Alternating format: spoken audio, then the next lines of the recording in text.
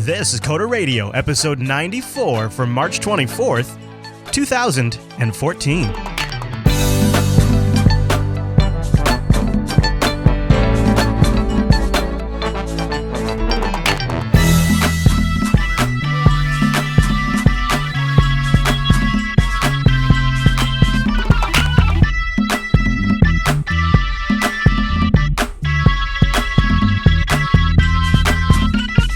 Hi everyone, and welcome to Coder Radio, Jupiter Broadcasting's weekly talk show taking a pragmatic look at the art and business of software development and related technologies. Episodes brought to you by our three fine sponsors, GoDaddy, Ting, and DigitalOcean. I'll tell you more about those great sponsors as this here fantastic show goes on. My name is Chris, and joining us every single week is our excellent host on the East Coast, Mr. Michael Dominic. Hey there, Michael. Misa back! Yeah! Jar Jar. That's right. Okay, good, because, I'm always kind of, for a second, thinking Mickey. I'm thinking, there's that split second where what if I call Mickey Jar Jar or Jar Jar Mickey? It's a lot of pressure, Mr. Dominic, right here at the beginning of the show, and it's the first show of the week, 9 a.m., and you put me right there on the spot. I got to tell you, you wake me up. How's it going over there on the East Coast? Yeah, it's good. I had a weekend in Atlantic City for my bachelor party. Oh, and you're feeling okay? I'm feeling great. Wow, good on you. Look at that pro level. Took me a lot more years of podcasting before I learned I got to take it easy if I have a show on Monday. I never said I took it easy. Oh, okay. All right. Okay. You just drank a lot of water? A lot of water, a lot of blackjack, yeah. Hey, I found it interesting, too. We were talking a little bit on the pre-show that you're also rocking a custom Dominic coffee blend right now. Maybe that's the secret. Yes, this is my betrayal blend. So what we do is we take a base of what people like in the office, and then we grind in all the crap they won't drink. Yeah, it's like putting water in the liquor a little bit to sort of just water it down. Well, it's clearing inventory. Yeah, really. Exactly. You got to clear that inventory out of there. I mean, you pay good money for that.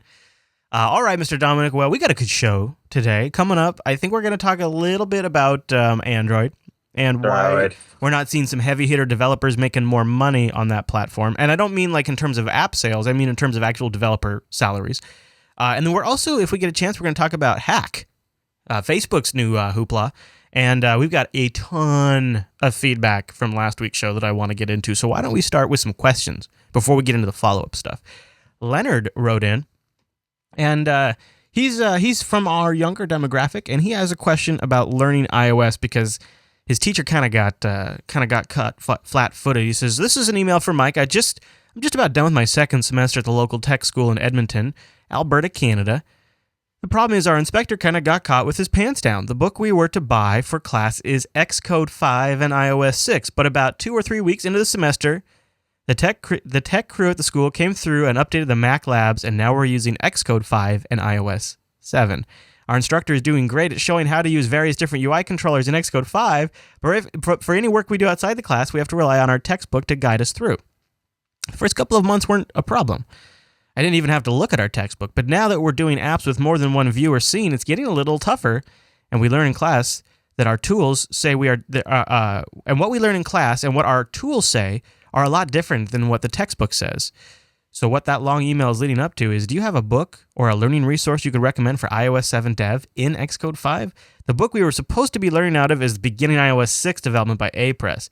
Thanks for the great show, Leo." And I wanted to read this one for two reasons. Maybe we have a book recommendation for him, but two, how is this not just going to be a massive problem for schools for years as these platforms are so new?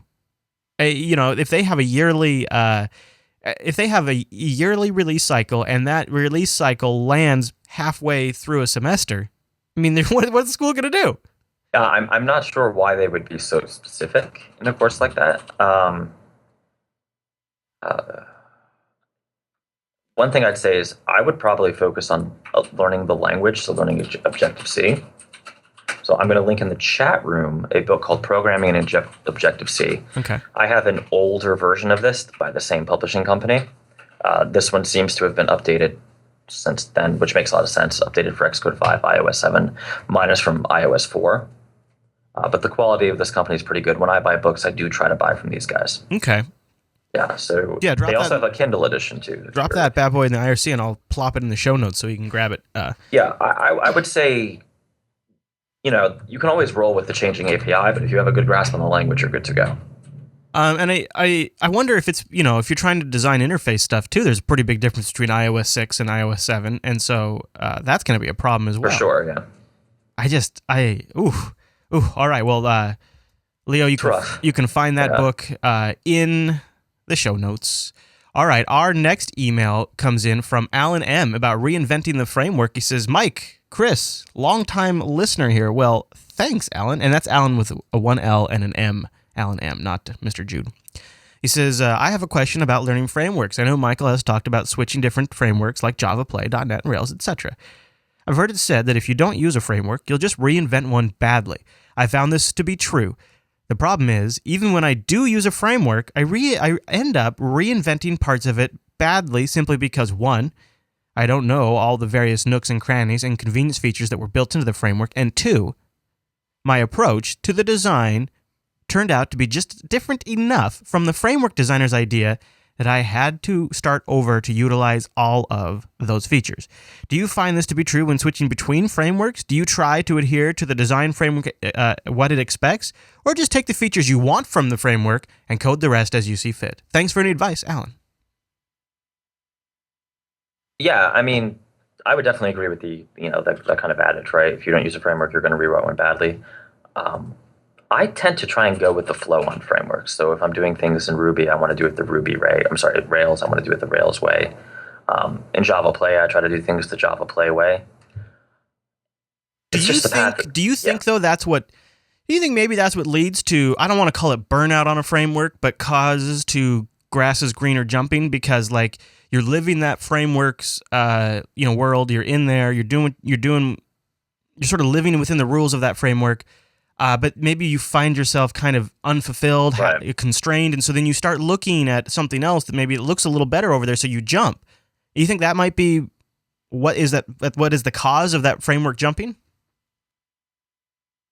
I think trying to prescribe a cause to something that big is probably not going to be a productive exercise. I would say that there's certainly picking the tool for the right job, right?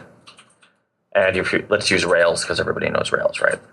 If you're trying to do something in Rails that maybe isn't appropriate for Rails, then you're probably going to be reinventing things, doing things that don't make a whole lot of sense quickly. Yeah.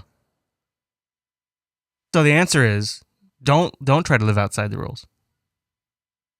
I would say, I do know people who take bits and pieces and kind of do their own thing, but I prefer the path of least resistance. Yeah. So one meta piece of follow-up, we talked last week about Rails as a Ghetto, which was a 2007 piece. And I think a lot of people probably emailed us before they listened to the end. The idea there to discuss that, and I hadn't seen this post either, so this was brand new for me, so it didn't matter that it was old. I think the idea, and it was a successful one, is we wanted to initiate a conversation. But we got a lot of people, Mr. Dominic, saying, hey guys, that's like ancient history. Well, might be true. Yeah, so and I did mention it in the beginning very quickly. I think, in fact, I did my New Jersey thing of talking way too fast. And then I mentioned it again towards the end. The idea was that there have been a lot of conflicts like these very, very recently, one of which we're going to discuss pretty shortly. And rather than pick apart individual, shall we call them nerd flame wars, I thought that bringing it back to something that was a little older, but a little ranty, with a good point underneath it, would give a little bit of insight into the current issues, right? Yeah, it's a great piece because it's inflammatory enough that it holds people's attention, but it's far enough away that we're no longer picking on any one particular group or people. Because there's a few of these right now in the PHP community, and my concern was if we picked on them, it would just be, 20,000 PHP developers emailing in, well, you hate PHP anyway, so... I think where our error was, what ended up happening is Rails fans sort of took offense. Like they thought we were attacking, and we were just using it as a conversation jumping point, just to say, well, here's an example of what one community's conflict has been. Exactly. Yeah. So that's exactly what happened, and they thought we were just picking on them for no apparent reason. Yeah. So they got a little defensive, but that's okay. So, but we did generate some good conversation, which we will talk about here in just a second. But first, you know what I'm going to do? I'm going to thank one of our sponsors this week, the awesome folks over at ting.com. Do you know about Ting? Go to coderradio.ting.com to get started.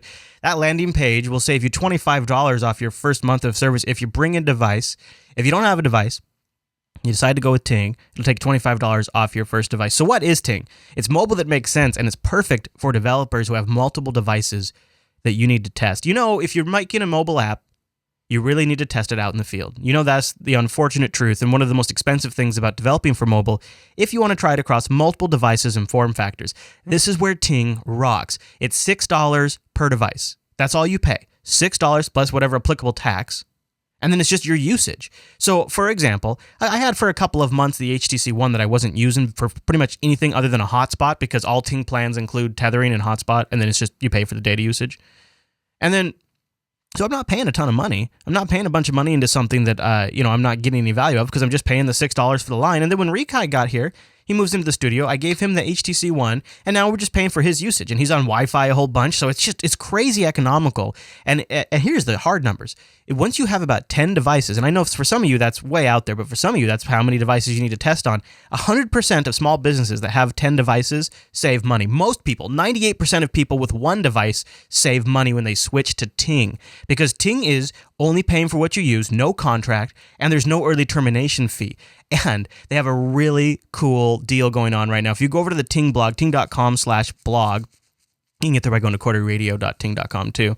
They say, we've noticed some room for improvement in the mobile industry. What do you think?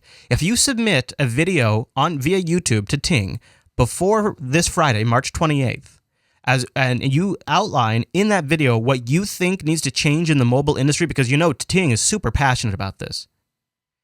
If you win, you get a free Nexus 5, brand new, and $400 of Ting credit. That's like going to pay for a whole year of Ting, I would assume. So you can go over to the Ting blog to find out the details. There's a contest video that they have also up there you can watch to get the details, hosted appropriately on YouTube. So it's a great way to get into the Ting service if you've been thinking about it. And I think all of us probably have a few comments on what could change in the mobile industry. So all you have to do is have an opinion about that, make a video, and then tag the Ting folks. Go read the blog. I mean, I would love for one of you guys out there to get a free Nexus 5 and $400 of Ting credit. That would be awesome. And if you've been thinking about a really economical way that makes a lot of sense that you can feel good about to manage multiple devices, I got to tell you, go check out Ting. They've got that awesome dashboard. It saves you time. You don't have to fiddle around with the phone company if you need to set up something pretty straightforward or check on usage. They have awesome 1-800 or 1-855 customer service support, 1-855-846-4389. You call that anytime between like right now and 8 p.m. tonight, and a real person will answer the phone immediately. Try it, 1-855-846-4389. Talk to them. Maybe they can help you get an account and tell them Coda Radio sent you. So go over to coderradio.ting.com and see what I've been talking about. Help clean up the mobile industry by voting with your wallet. And a big thank you to Ting for sponsoring the Coda Radio program. I'm loving the Nexus 5, although HTC One's coming soon. If you check their blog, they'll have news about that when it lands on Ting. I thought they already have the one, dude. No, the new HTC One is going to be announced tomorrow. In part. Oh, is that real? There's an HTC One too? I thought that was just a working name. Is that a real name? No, they're just going to call it HTC One. I think they're going like the iPad route, and they're just calling it HTC One. And I think it's going to come out in kind of a staged rollout. Like I think there might be a carrier exclusive initially, and then it's going to come out to all carriers after that. And either way, Ting's like ready to go. They already had a blog post about it. That's fantastic. So Sam wrote in one of the topics from that Rails post that we covered last week was the sort of meta story around contractors and how contractors have sort of affected the development industry. And so Sam wrote in with a defense for contract companies. What do you work? Are you coding over there right now? What's going on over there? No, I would not be coding. You are totally coding right now. I kind of thought I hit the mute button. My bad. Funny. All right, well, you know what it is? It's the Java code. Can't keep me away. Well, while you finish that code, I'll read Sam's note. He says, "Hi, I just started listening to your show and wanted to let you know it's definitely broadened my horizons quite significantly on so many different topics. But that isn't exactly why I'm writing in. I decided to go. I kind of trimmed this down a little bit. I decided after the segment on the Rails as a ghetto piece, especially the part on the consultant culture. As someone who works for a consultant company, I thought I might weigh in. I'd like to start with a little background on myself. At 27, I was fresh out of my master's program in computational linguistics, easy for me to say, completely unable to find a job outside of help desk. Due to the fact I had absolutely zero experience outside of all the projects I'd worked on in school, which never seems to count for anything. When, as luck would have it, one of those consulting companies contacted me, offering me a 2-year contract and training. The training part really caught my attention, even though it felt maybe a little sketchy. I took the leap, and the training was great. Over an 8-week period, they taught you everything you need to know about J2EE. After 8 weeks and passing their final exam, they put me on the market. And here's where the sketch starts. They write your resume. According to them, I have 5 years of experience across three different projects. In reality, I had no experience. Maybe you could argue I had 8 weeks in one project, but I'd be in the same situation as before. No one would hire someone like that, so I accepted it, as sort of a fake-it-till-you-make-it scenario. A second sketchy thing is they'll have multiple contractors apply to the same position, or set of positions, and the first person who does the interview informs the others on the questions they asked to prepare the other contractors for their interviews. In the end, I got placed in the job. I've been working there for nearly a year and was surprised at how easy the work was. Barely used any of the stuff I had learned, just JSP, servlets, and SQL essentially. Anyways, I just wanted to provide a view from the other side. I know I'm not a Ruby guy like he was complaining about, but I can definitely relate to the consultant culture. In the end, if you can't get over the sketchy feeling of having your resume being in such a massive lie, I'd highly recommend them for the free training and essentially guaranteed job, if you can handle that, if you can make it through the training. So that's a pretty interesting perspective where you get a little insight into how those big contracting firms can be a little sketchy. You know, faking the resume a little bit, having other people inform the other interviewees about the questions. You kind of get an idea of how this system works. There's a little bit of shadiness going on. I mean, to devil's advocate this a little bit, we've here at Fingertip gotten calls about, well, we're looking for a company that has 10 years in iOS and Android development experience. That's going to be really challenging considering the platforms didn't exist. Right. So are these consulting companies being purposely dishonest, or are they optimizing away the silly HR requirements, right? Yeah, and I think a lot of times you have people interpreting this information that don't even know what it means, too. Like maybe somebody just thought it was boilerplate. 10 years? Really? Come on, give me a break. I mean, I got off of a call very recently where I told the person, I said, well, that's going to be really hard for you to find. And I told her why, and she was like, oh, well, there's other people said they had it. I said, well, maybe they lied. Yeah. Now, it's just, I've definitely, I'll give you an example. When I worked for a company that I was a contractor, but I was an employee of the company that, other companies hired. They would sometimes sell web hosting, and it was they would kind of sell it as something sophisticated, and it was just on some shared server somewhere. And then sometimes they would do, we have developers in-house, and they would take on a project that included IT and development work, and they would just outsource the development part to India, but they would act as the front to that outsource shop. So whenever the client never really knew the work was being done in India, they just kind of thought the contracting company was doing it based on, it was never explicitly stated, but the way people talked, it kind of just implied it pretty heavily. Yeah. So it seems to be in business, there's always a little bit of fibbing going on. You always have to be kind of sussing it out. And if you look at some pretty famous people who've made it big, they went through a big period where they thought they were going to be exposed as a fraud because maybe they had sort of exaggerated how ready a product was. Look at the iPhone, right? When Jobs demoed the iPhone up on stage, it only did the things he showed it doing.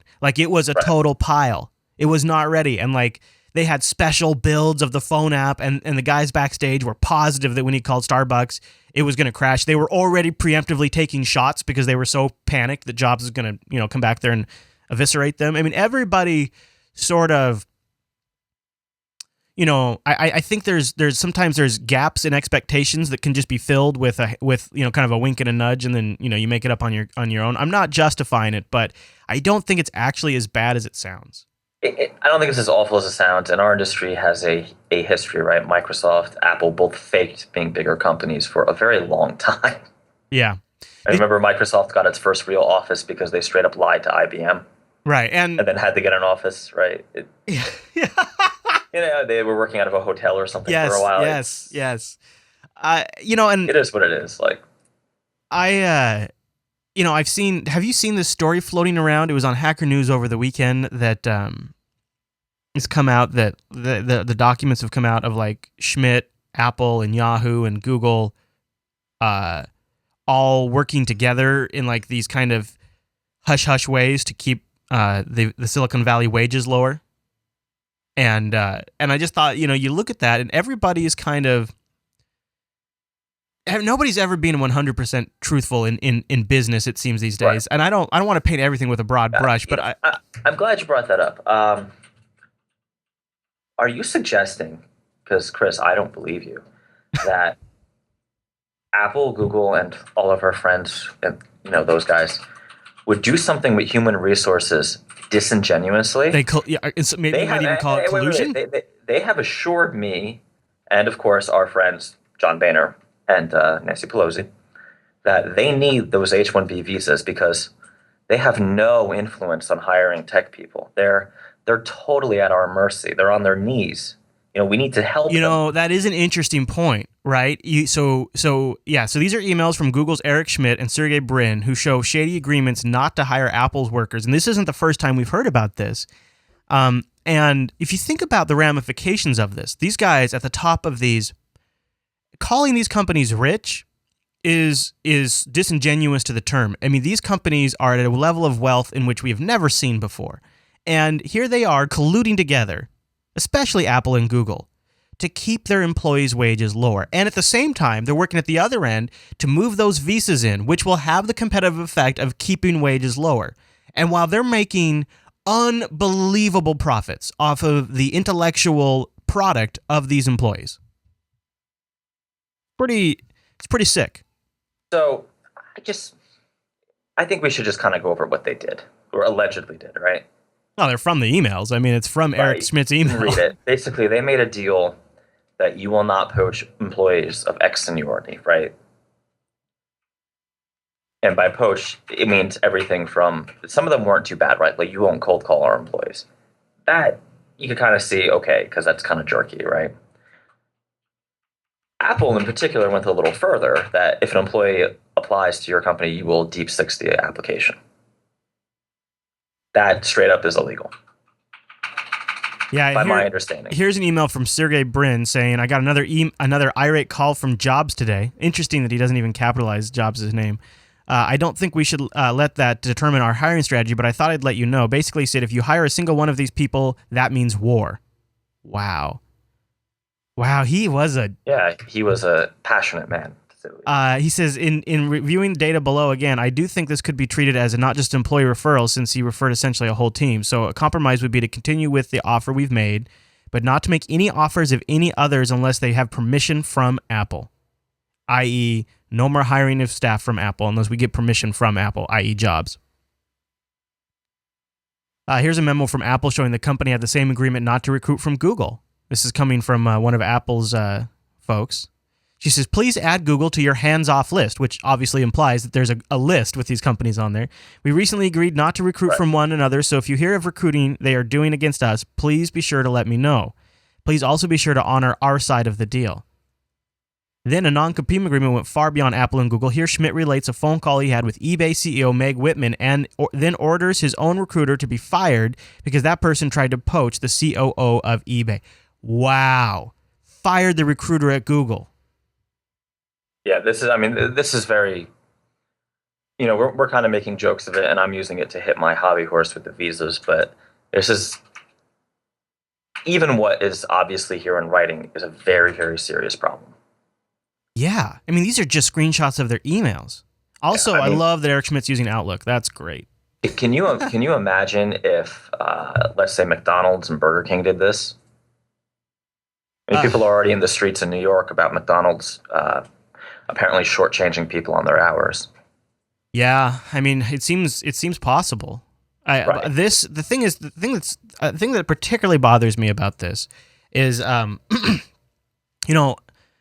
don't mean to get so political, but sometimes technology and politics collide. But America has few remaining really productive money-making industries that are made in America, right? Yep. I mean, yeah, we can frack. And we can dig up and make shale oil. Shale oil. Yeah, that's great. And that's currently our big industry again. But let's be real here. Like long-term sustainable, we've got to support our tech industry. And America has, a lot of really great companies that started here in the U.S., the United States. And this kind of stuff is fundamentally eroding what all of those companies require to create the next generation product. And if you are driving away the intellectual talent, they're just going to go somewhere else. It's not like people are just going to decide to be stupid. I mean, they're going to go somewhere where there's money. They're not going to be dumb. Right? And if you got a job offer from some company in India that was 4x what you were making in California or China or wherever it was, you'd probably give it serious consideration. And this is a short-term thing, right? I mean, everything they're asking for, the H-1 visas, these collusion agreements, all suppress the salaries in the very short term. The problem is, I mean, this could be wrong, but I firmly believe we're always going to need more software. Always, always, always. Yeah, and replacing software. We always need to replace the software that we have. So sure, in the short term, if we, open the borders totally, you would lower local salaries temporarily, which would, by the way, would destroy part of the economy if you did that. Just throwing it out there. But eventually, let's say India, for example, the Indian developers aren't going to be so cheap, right? This is a temporary condition. Exactly. And what happens, like, if you take this thing 10, 20 years down the road, where right now, if you combine India and China, their economy outflanks the U.S.'s economy. And that trajectory seems to be continuing. So let's take this out 20 years. Aren't you just fundamentally robbing yourself of the very resource you require to make great code and great products? And it's not just developers; it's sysadmins. It's the whole stack. Whole stack. It just seems like a very short-term cost-cutting measure they're taking, and especially even without the conspiracy bake and the political stuff, the bottom line is this type of collusion is absolutely illegal. Right? It hurts the whole industry. Because the whole industry takes cues from what Silicon Valley is doing in the tech, even up here in Seattle where we have Amazon and Microsoft and Nintendo and T-Mobile. All these companies are up here, and yet we still take cues from what Silicon Valley is doing. Right. And I think one of the issues, when the McDonald's workers are complaining about their wage being compressed by McDonald's people, it's newspaper, journalists are writing about it. It's in the streets. It's very hard to sympathize for a developer who, makes $65,000 out of school or whatever he makes, right? Mm-hmm. That's probably in California. That makes sense. I mean, I can tell you in New York, in California, salaries are much higher than they are even in New Jersey. There is something of a regional inflation going on there. But yeah, I would caution. These companies spend so much on so many stupid things. Right. Lobbying, right? Or just their CEO pay or whatever it is, or stupid device of the week that they're pimping to pump their stock price. Right. Or I've heard some justifications for this, but I really don't think any of them are valid. I think this is just old school union boss collusion here, right? Just like, the automakers used to do, this is the same thing, except no one feels bad for the tech workers because they make more money. And that's what it comes down to. It's just, yeah. I mean, you're right. I think you just nailed it. We'll move on, but I feel like I could whip this horse for hours. Well, I would say, just for the JBE crowd, I know many of you are of a certain persuasion. Look into these issues that are going to directly affect you, and when you go to vote, try to not vote on passions. Try to vote in your interests. Vote on their history, on their record. Right, vote on their record. Yeah. Exactly. Yeah. All right, well, I'll get to our next email from Tom. Tom writes in. He says, DigitalOcean wins, guys. I just thought I'd let you know that thanks to you and a few others, I now recommend DigitalOcean to me. I finally got around to signing up for their $5 a month plan for playing around with it. I forgot to use your code, however. But they let me input the Coder Radio March after I had bought it, and I got the $10 credit, which is a lifesaver when you're a penny-saving student like myself.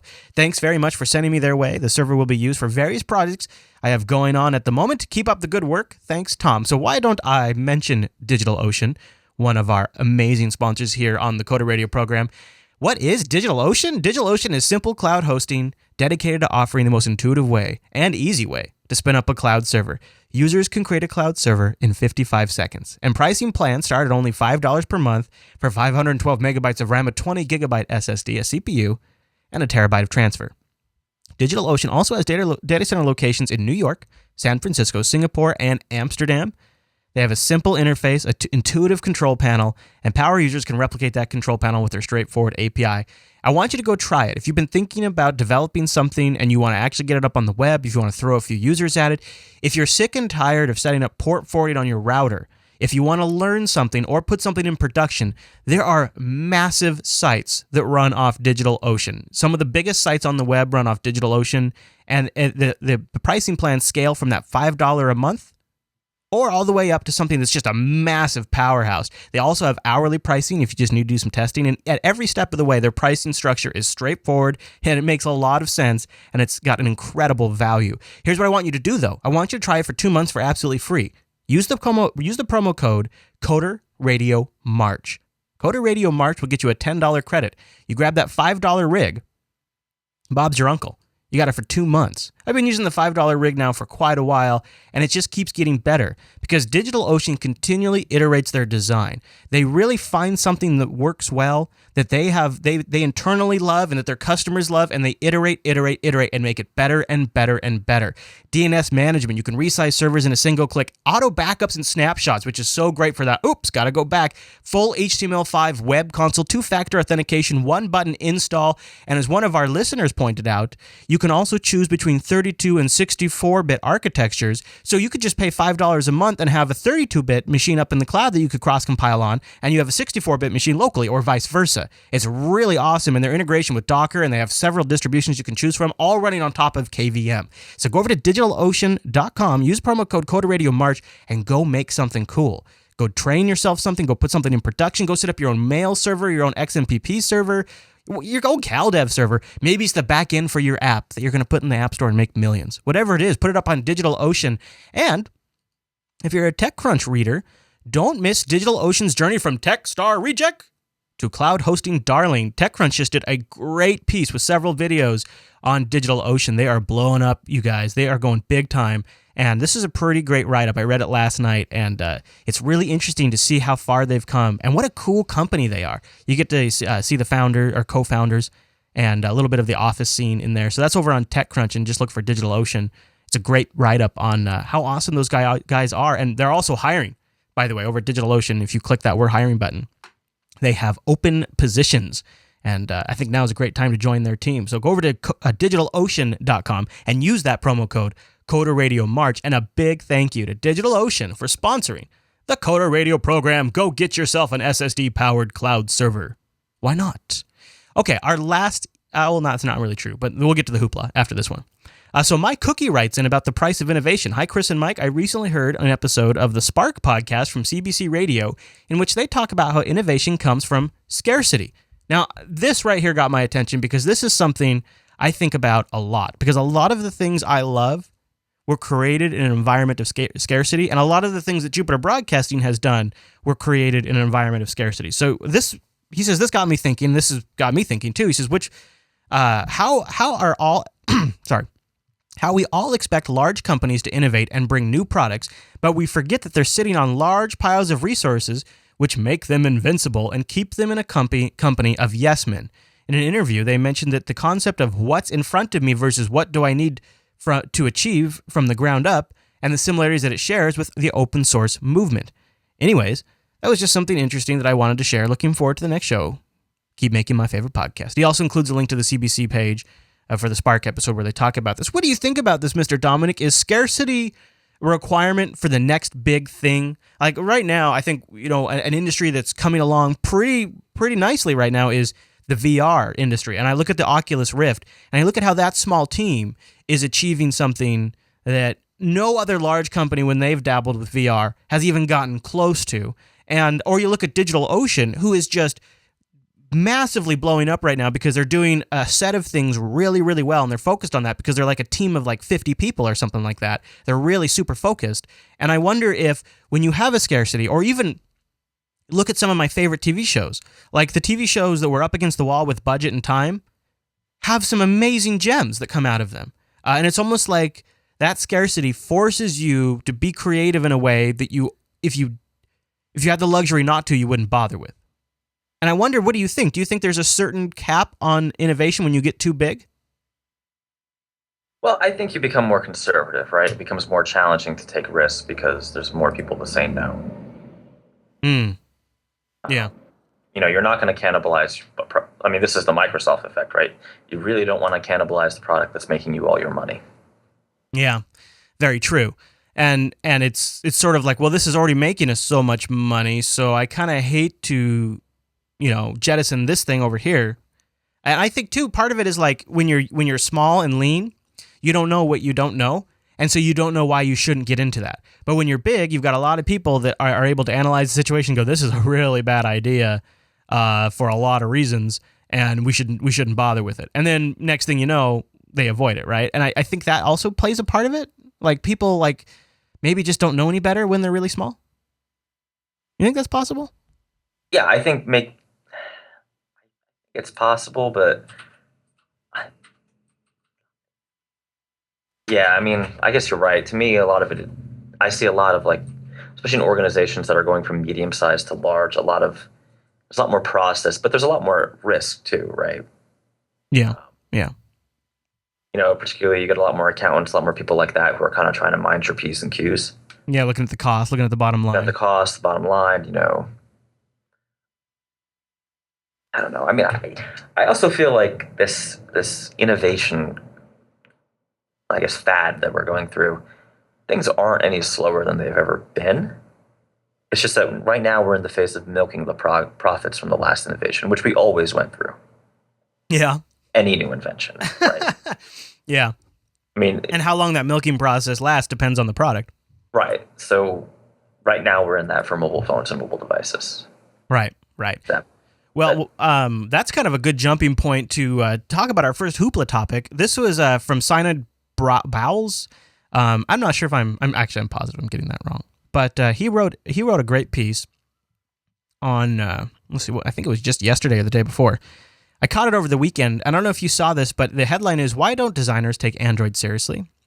And he uses a chart from Asimco, who does a really great job of breaking down the mobile sales. And, he just, this chart just demonstrates that Android utterly dominates. I mean, it is at the density now that no other platform we may ever see again. I mean, it's just unbelievable how much Android sales are. Android is gobbling up market share at an unprecedented rate, he writes. Now, this doesn't make it a one-horse race. This market share is coming at the expense of feature phones, Symbian, and BlackBerry. It doesn't appear to be taking much from iOS, nor will we necessarily end up with a mirror of the PC-Mac split. The total addressable market for handsets is far larger than that for computers. Android utterly dominates emerging markets. It's clear that major tech companies recognize this and many have launched low-end Android clients to address these markets. So his general point is that with all of the data in front of us, we continue to not really see Android-first application development. And what he specifically is talking about is if you as a developer want to make a good wage, the money right now is like 7-1 on iOS. He goes on to say, these tiny, cheap connected devices are going to need an operating system, preferably one that's free, reliable, and well-maintained and has good interoperability. It won't be iOS, since Apple appears to have no interest in licensing it to third-party hardware. I also don't think it's going to be another OS. The other OSs like Windows, Windows Phone, Firefox OS, Linux, etc., they lag far behind or have retrograde trajectories. Windows! I also don't think it's the web browser. In theory, the browser meets the criteria: cheap, ubiquitous, interoperable, and the web community would love it to win. But bluntly, it's losing in terms of capabilities, performance, user experience, and that's where native apps are far ahead. He goes on to say that he thinks the reason, despite all of this data, despite all the data that indicates Android is going to continue to blow up, probably reach adoption that is at a number that is just unconceivable to us right now, he says.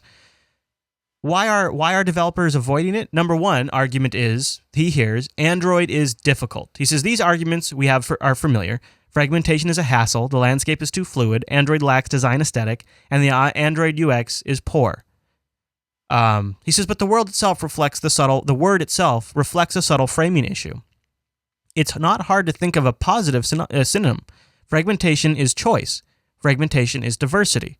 As web developers have learned over the last few years, device diversity is natural, welcome, and manageable.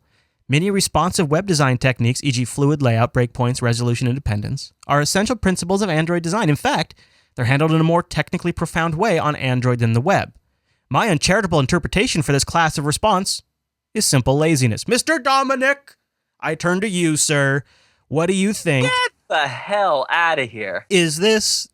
Are you on board with this guy so far? Is Android going to continue to blow up? And is this Android is difficult thing? Does it come down to laziness?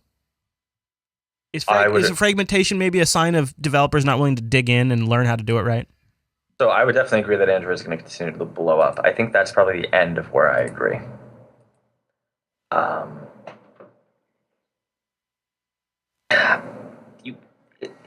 Is it lazy when you don't devote time to the platform that's not making you any money? Now, having said that, at Fingertip, we're having a different experience. We are getting a lot more calls about Android work. Okay. Do you think that's because those are like internal projects for the companies, or are they outward facing? That's exactly what I was going to say. They're internal B2B style. Yeah. I don't think that's a bad thing, though. I mean, Android's huge. It's just, it's just kind of where it's going to be. Well, so your point about I'm not making money on Android, or right, developers don't make as much money. He says he defines this as, well, user behaviors are different, quote unquote, is a frequent response. The other replies were mostly variations on the theme that Android users don't pay for apps. They don't have data plans. You can't monetize them easily. Economically, it seems short-sighted at best, he argues. Revenue models for digital products are fluid, and it can be good business sense it can't be good business sense just to write off a majority user base. So his point is, look, they're so big that you're robbing future Mike if you don't make apps for Android. Even though today Mike might not make any money, future Mike might be robbed if you're not in this massive ecosystem. Biggest operating system on the planet. Maybe, but that's not a business plan. Right, and that's but today Mike needs to pay rent. Right. So his argument goes on too, kind of more off the rails. He says, and this is like his argument for the fact that users don't pay for Android apps. His argument is he doesn't really have anything solid. Like he says, I hope, given tech's rhetoric about changing the world and disrupting outdated hierarchies, that we don't really think that only those with revenue potential are worth our attention. Mr. Dominic, how do you feel about that? He's saying if you don't care about other users, there's something wrong with your moral fiber. Oh, I mean, there's always a place for charity organizations in the world, right? But I think a lot of independent developers would probably agree that they have extremely constrained resources, and even a significant revenue drop for even a month could be near fatal. I think he actually, and this is what gets me about people who are not thinking this through. And I mean, I guess I shouldn't say that, because he obviously has thought this through very deeply. It's very well written. He makes some very compelling arguments, but I actually think if you read what he writes, you can find the problems he even admits them. Like here he says, it's clear, he says, Android is utterly dominating in emerging markets. It's clear that major tech companies recognize this, and many have launched low-end Android clients to address these markets. Well, that's the problem right there. Fragmentation isn't just screen sizes. It's these wonky one-off implementations where maybe it doesn't have the Google mobile services, the Google Play services. Maybe it's like a version 2 or early 4.0 version of Android. I just saw a cheap tablet launch with a super old build of Android, and I don't understand why these companies are doing this, because they are hurting their own market. I mean, this guy right here lays out what the problem is. Low-end devices with low-end CPUs and memory also mean low-end operating system, low-end APIs, outdated stuff, bugs that people have solved years later that they still are afflicted by. And who the hell is going to want to spend their precious time and resources developing for a system that is way outdated, that has a short lifetime? And the only people are people who are going to have a model where they generate revenue off the usage of a service, I would say.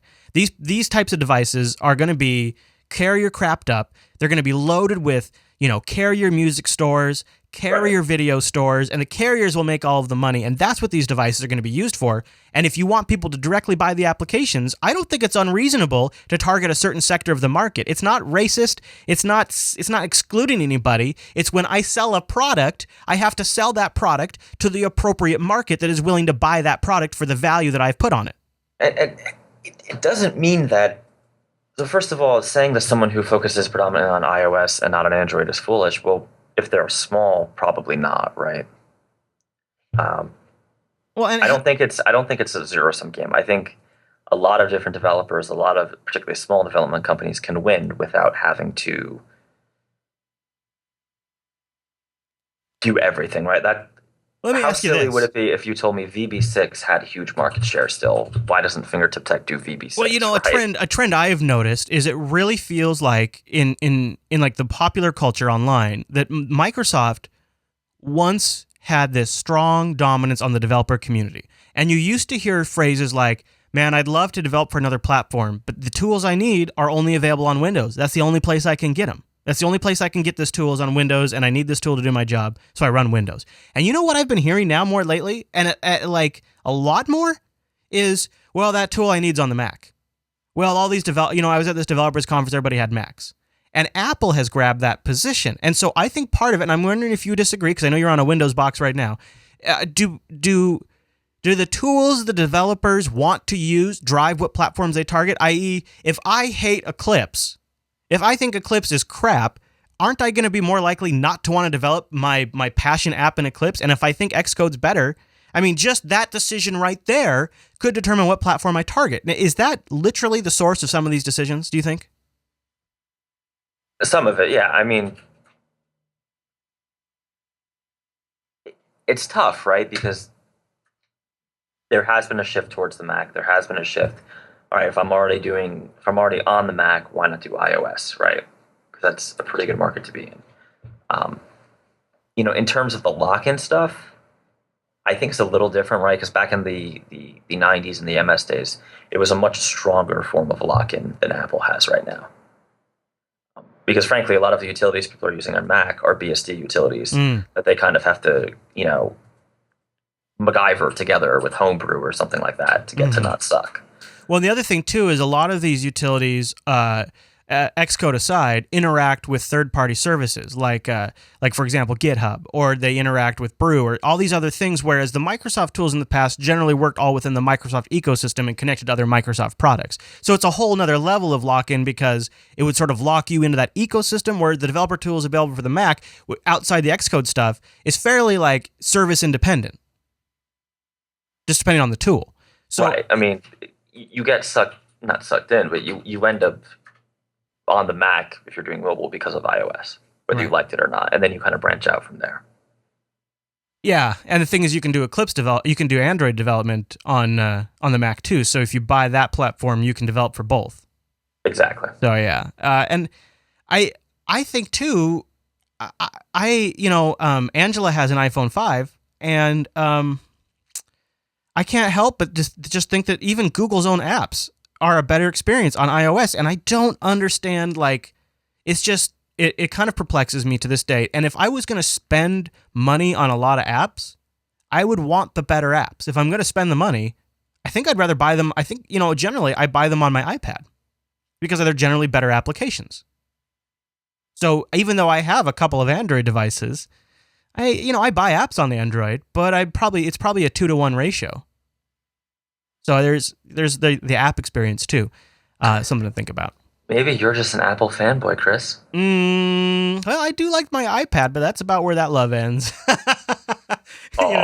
There's really just a few things Apple could do, and I'd like them a lot more. You know what? I'll tell you this. I think I'm more of a fan of Tim Cook era Apple than I am of Steve Jobs era Apple. I feel like Tim Cook has dialed back the anti-Android rhetoric quite a bit. I feel like he's got a little bit more of a steady hand, and I actually think Apple probably gets more crap than they deserve these days.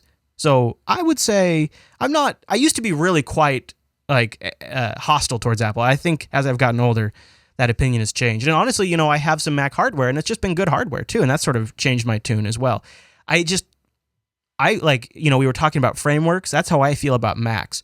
I feel like I immediately want to do more than what this OS allows me to do.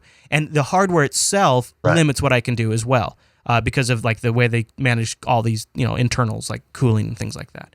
But let me tell you about something I do like quite a bit before we jump into our last topic of the day, and that is GoDaddy.com, because guess what, guys? The deal is back. Use the promo code 295coder when you check out. You'll get a $2.95 domain. Additional domains, $9.99 after that. So still a great deal. And they have special, things you need to know, like limitations and whatnot. They have linked to the top of their webpage. But if you use the promo code 295coder when you check out, 295coder, Danica will personally deliver you a $2.95 domain. And she is buff. She's buff right now, you guys. So watch out, because, well, if you don't get a 295.com, she might punch you in the face. And when a .com is this great of a deal, it's kind of nuts not to get your piece of the real estate. We got, here's a great example.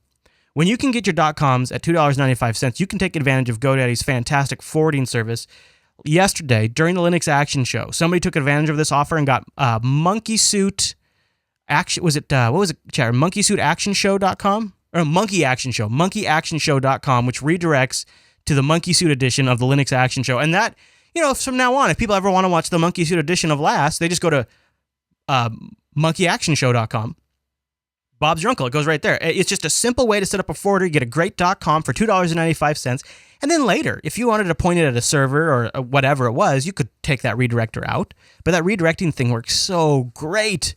And grab a few domains, because the additional domains are just $9.99. So go over to GoDaddy.com. Use the promo code 295coder when you check out to get a great .com on the world's #1 domain name registrar. And a big thank you to GoDaddy for sponsoring the Coder Radio program. 295.com's 295coder.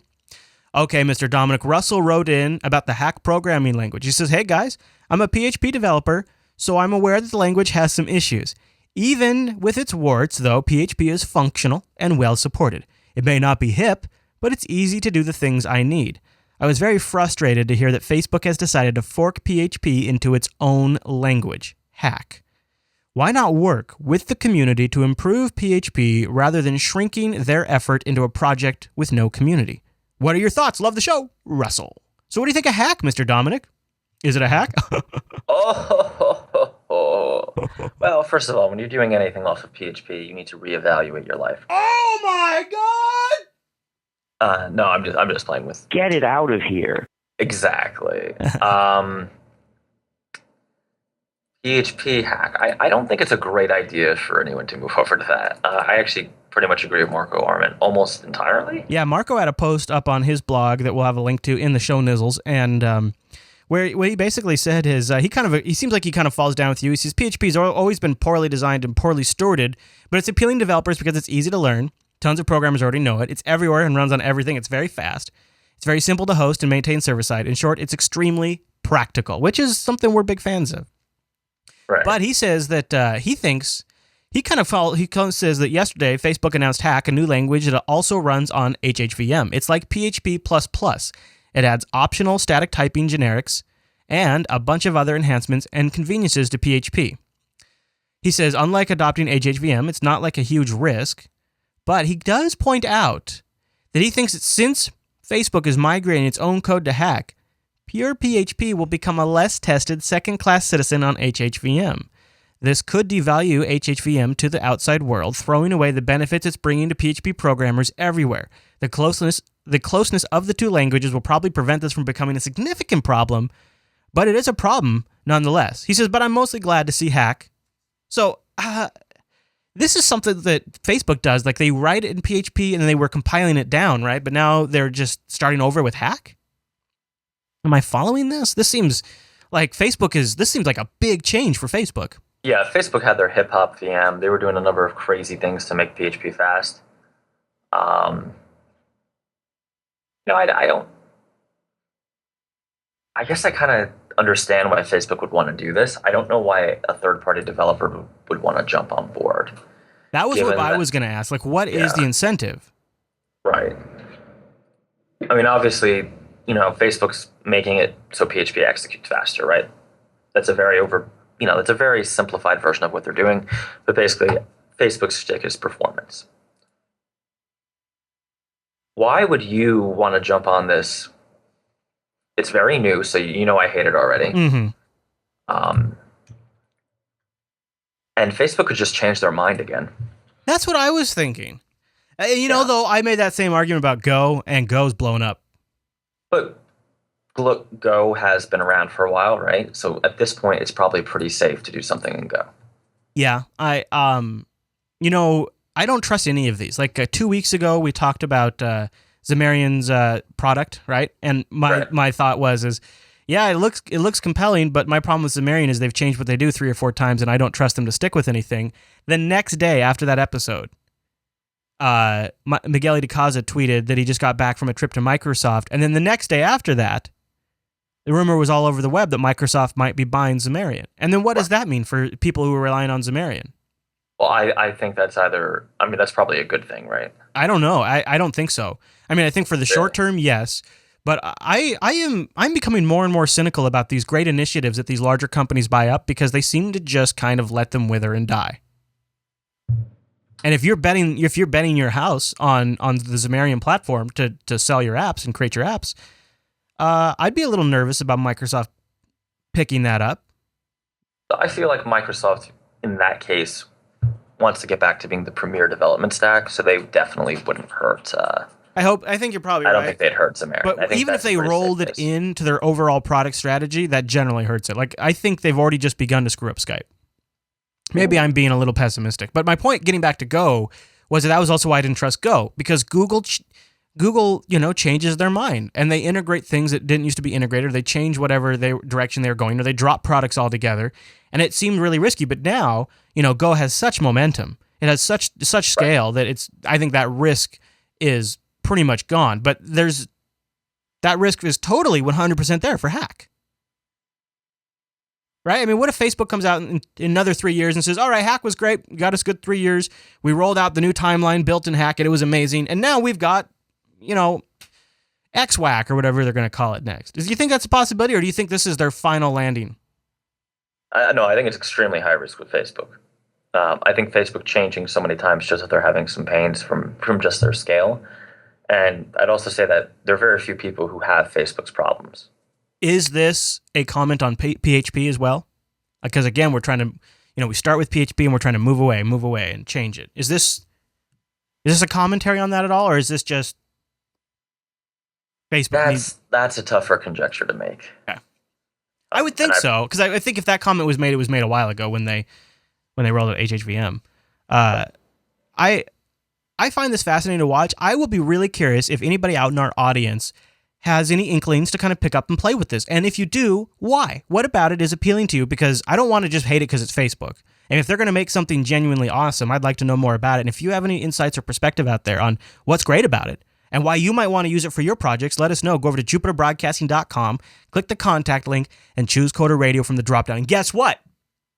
You could do that for any topic we discussed today. Last week when we talked about Ruby Rails as a ghetto, we did that specifically to sort of spur a conversation because this show is really powered by your interaction, discussing with you. And so every now and then we like to plant little seeds. So if you have any thoughts on the Android stuff and why developers are not taking Android seriously as they should, especially, when I say developers, I mean like the rock star, like we make all the money developers, like they seem to so far be ignoring Android. I'd love to know why you think that is and if you see that changing. I think I've seen it change a few times, but let us know. Go over there, click that contact link, and you can also submit a thread in our subreddit, coderradio.reddit.com. And I will make a plea, too. If you've been enjoying the Coder Radio program and you haven't commented or rated in iTunes for a while, we don't have very many iTunes users out there. So if you're one of them, we need your help. Please rate and comment on the Coder Radio podcast in iTunes. The reason you do that is it juices up the search algorithms and makes us show up in the rankings when people are searching for developers podcast. So it helps people find the show. As we call it in the biz, it helps with discovery. Mr. Dominic, is there anything else you want to cover before we run this week? No, I think we're good. All right, well then you know what I'm going to do? I'm going to wrap us up, and then I'm going to run over to the new studio, and we're going to get some desks built, some light fixtures replaced. It's go time over there. I'll tell you what, we're getting closer and closer. I tested the internet last week, get 105 megabits down. Nice. It was rocking. Well, if we wanted to send people to find you out throughout the week, Mr. Dominic, where would you suggest they go? Go to fingertip.technology. Fingertip.technology. That's rocking. That's right. And at Fingertip Tech on Twitter, right? That's right. And you can follow me on Twitter as well, twitter.com/ChrisLAS. You can also check the calendar, jupiterbroadcasting.com/calendar. We have some stuff coming up in early April that you'll want to watch. It's going to be live only, as well as we convert the live shows to your local time zone when you visit that page. All right, everyone. Well, thanks so much for tuning this week's episode of Coda Radio. We'll see you right back here next week.